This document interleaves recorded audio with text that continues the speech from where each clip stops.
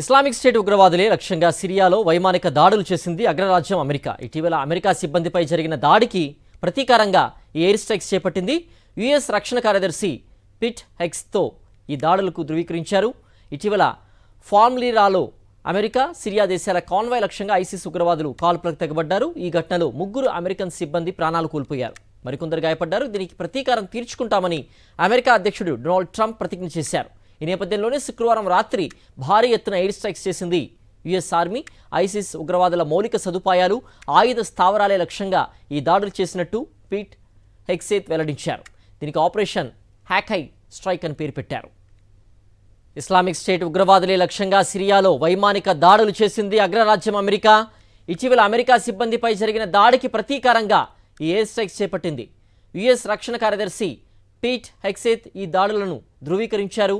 ఇటీవల ఫార్మిలాలో American, Syria దళాల convoy లక్ష్యంగా ఐసిస్ ఉగ్రవాదులు కాల్పులకు తెగబడ్డారు. ఈ ఘటనలో 3 అమెరికన్ సిబ్బంది ప్రాణాలు కోల్పోయారు, మరికొందరు గాయపడ్డారు.